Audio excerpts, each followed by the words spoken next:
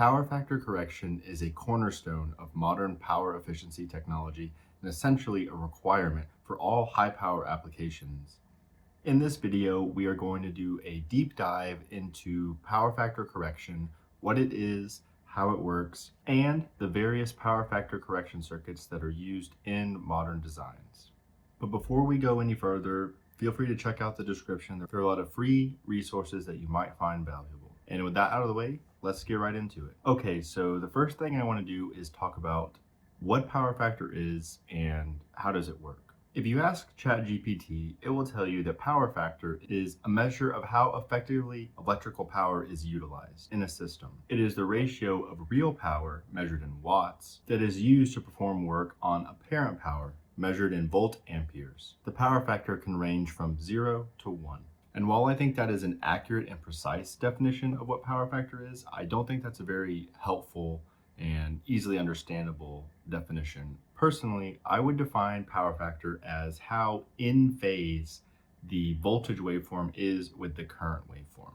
So here we have a simulation that is showing the voltage and current signals that are coming out of an AC voltage source, much like you would see coming out of like a 120 mains electrical outlet at a wall. Notice that when we add an inductive load to the circuit, which is a reactive circuit element, it causes the current waveform to start to lag behind the voltage waveform. So they're no longer perfectly in sync or in phase with one another. And the amount that the current waveform is out of sync or out of phase with our voltage waveform is what your power factor is. So the more out of phase your current waveform gets, your current signal gets, the lower your power factor. The reason this matters is because whenever we're analyzing the amount of power output from an AC voltage source, which is essentially your voltage times your current, if they are not lined up, then you're not going to be maximizing the amount of power output from your AC voltage source. Meaning, if you want to get the same amount of power output from your AC voltage source, you're going to have to increase the RMS value of your current.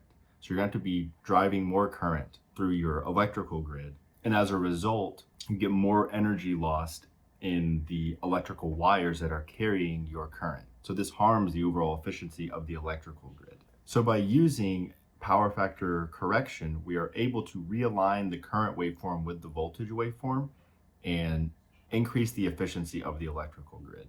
So now that we have discussed what power factor is, we can go into a little more detail about what power factor correction is. So as we just mentioned, power factor correction is whenever we realign that current signal with the voltage signal in order to draw less overall current in our electrical grid. And there are various ways we can accomplish this task using different kinds of electrical circuits. One of the most common ways that you'll see in modern designs, and the main one we'll be talking about today, is known as active power factor correction, which uses transistors and integrated circuits in order to realign the current waveform. However, there are also some ways known as passive PFC, which just uses other reactive components like inductors or capacitors in order to perform the power factor correction, but they are limited because if your load has any type of variation in its parameters, then your power factor cannot adapt. Another interesting thing I want to note is that power factor correction circuits, specifically active power factor correction circuits, will oftentimes double as power supplies themselves. So they will be performing two tasks, one being performing the power factor correction and the other being providing some type of power to a load, like a regulated voltage supply to a load. I know that sounds kind of like magnificent that we have one circuit that is able to do all of those things. And it kind of blew my mind when I first started learning about this, but we'll see how it accomplishes those tasks whenever we get into the theory of operations. But before we get into the theory of operations, I want to go over some of the key components in our active PFC circuit. The specific example we're going to look at today is what is called a boost mode active PFC. Essentially, this is a power factor correction circuit that also doubles as a boost converter. So it will take a lower input voltage and step it up to a higher output voltage, as well as do the power factor correction for us. Now, unfortunately, TI does not have one of these circuits in their power topologies handbook. So we're just gonna, again, draw our own diagram and we'll kind of step through the key components that are in this circuit. Now, taking a look at our active boost mode power factor correction circuit, it's going to look pretty familiar, right? You're going to see a lot of things that look like our boost converter. where you have your inductor and your transistor and your diode kind of in that configuration. And then there are some additional circuit elements that are in some places, and we'll kind of go over how that works. So let's just step through the components one by one. So the first component we want to talk about is going to be our bridge rectifier. And so the bridge rectifier's job is to rectify the AC voltage source and turn it into a DC voltage source for the rest of the PFC circuit to work with. One interesting note I want to make is that this bridge rectifier does not feed into any sort of input volt capacitor at all. So there is no initial smoothing of your rectified voltage going on. We will see how that impacts the behavior of the rest of the circuit later on, but that's an important note I wanted to make. So let's quickly go over the parameters that are important for you to be familiar with when selecting one of these components for your power factor correction circuit. So it's going to be things like your reverse breakdown voltage, your current rating, your power dissipation rating, and the thermal properties of the bridge rectifier. It's not uncommon at all for this component to require a heatsink because it dissipates so much power. And another note about power factor correction circuits in general is they're usually very high power rated. We're talking hundreds of watts, if not thousands of watts here. So thermal calculations are very critical whenever you're designing a power factor correction circuit. And heat sinks are often used in our power stage, and we'll kind of touch on that more as we progress through the key components. So the next component I want to talk about is going to be our inductor. And just like with other switch mode power supplies, the key with the inductor is in its inherent property to resist any changes in the amount of current flowing through it. We are going to take advantage of this property when it comes to doing both the power factor correction and the stepping up of our input voltage. There are several key parameters you should be familiar with when selecting an inductor for your PFC application. There are going to be things like your inductance value, your saturation current rating, your equivalent series resistance, your current rating, and the form factor of your inductor. When it comes to inductors for power factor correction applications, they are usually extremely large and heavy because of the high power ratings that they require. Oftentimes, they'll look like this very large donut shape, which is known as a toroid, or sometimes they'll also kind of look like a transformer would, except for they only have 2 pins that are actually connected to anything. The other pins just play a role in providing structural support for the component to mount onto a PCB. Okay, so the next component on our list is going to be the MOSFET. And just like with pretty much every other switch mode power supply we've talked about, it is the duty of the MOSFET to act as a switch that controls the current flowing through the inductor. In the case of the boost mode power factor correction circuit, when the MOSFET is on, the inductor is shorted to ground, and when it is off, the inductor is connected directly to the load through the rectifier diode. We will talk more about the switching behavior of the MOSFET when we get to the theory of operations section of this video, but it's actually very interesting to see how this component behaves because its switching behavior is what is doing both our power factor correction as well as our voltage conversion for us. So when it comes to selecting a MOSFET for a power factor correction application, you'll want to be familiar with parameters such as your drain to source voltage rating, your current rating, your power dissipation rating, and the thermal properties. This is another one of those components that will likely need a heat sink due to how hot it will end up getting, so it's something to definitely pay attention to. Okay, so the next component on the list is going to be the output capacitor. This component works alongside the inductor to smooth out the ripple voltage that is caused by the rapid switching of the MOSFET. When choosing a capacitor, the key parameters you should be familiar with are things like your capacitance value, your voltage rating, your ripple current rating, your equivalent series resistance, and the size and shape of your capacitor. Typically with output capacitors for power factor correction applications, you'll see aluminum electrolytic used, and it's the same reason as the case with a flyback converter, is those can offer you those really high voltage ratings as well as the high capacitance values you typically need. It is not uncommon to have to put multiple aluminum electrolytic capacitors in parallel in order to meet your ripple current spec for the power supply. Okay, so the next component is going to be the rectifier diode. And just like with the boost converter, it is the job of the rectifier diode to prevent any current from flowing backwards through our circuit. Because remember, in a case of a boost mode power factor correction circuit, your output voltage will sit higher than your input voltage, and that would cause current to flow backwards through the circuit if our rectifier diode wasn't there. So when selecting your rectifier diode, you'll want to pay attention to parameters such as your reverse breakdown voltage, your current rating, your power dissipation rating, and the thermal properties of the component. This is another component that will usually get very hot and probably require a heatsink for most applications because you'll be sourcing a lot of current through it.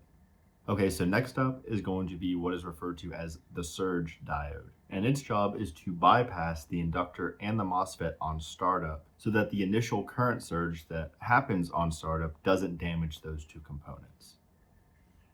So think about it like whenever you're starting up and your bus voltage is 0 volts, you're going to have a quick surge current while that capacitor fills up to the initial values before the MOSFET starts switching and stuff. It's important to note that this diode is only ever forward biased during the initial startup phase when the output capacitor has not been charged up yet. After the MOSFET has started switching and your output voltage has been boosted up above your input voltage, the surge diode is no longer going to be conducting. So it never actually gets used after that point. But like with the rectifier diode, the key parameters you want to be familiar with are like your reverse breakdown voltage, your current rating,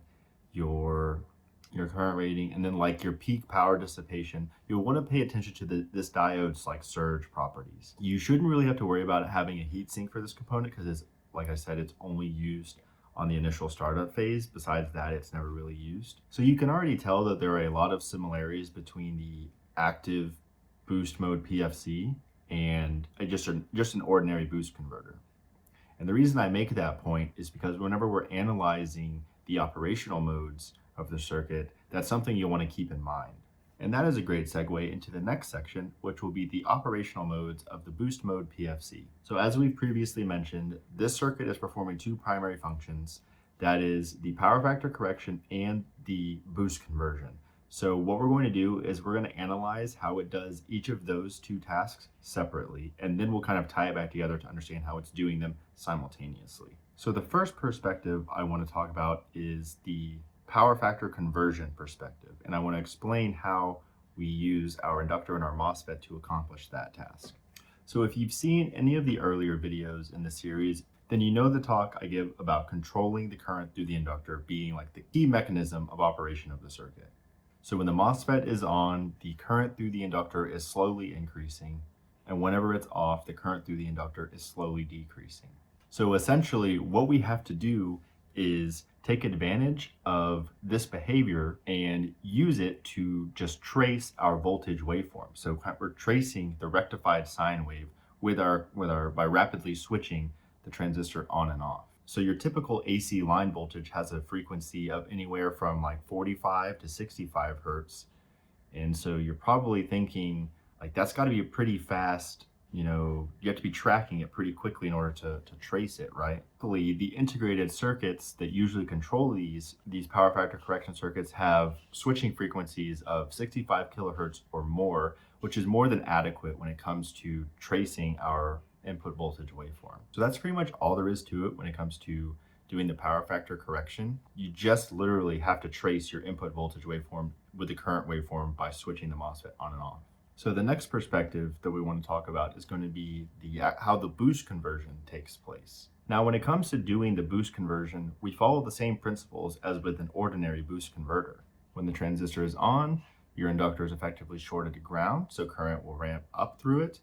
And when the transistor is off, your inductor is connected directly to the load. Then, when your MOSFET is off, the only pathway for current to flow is through the load. And because the inductor will resist any changes in the amount of current flowing through it, it will boost its voltage in order to keep the current flowing the same. There are actually a couple of differences that we want to talk about when it comes to boosting up our input voltage. Whenever it comes to comparing the boost conversion of a PFC circuit versus an ordinary boost converter.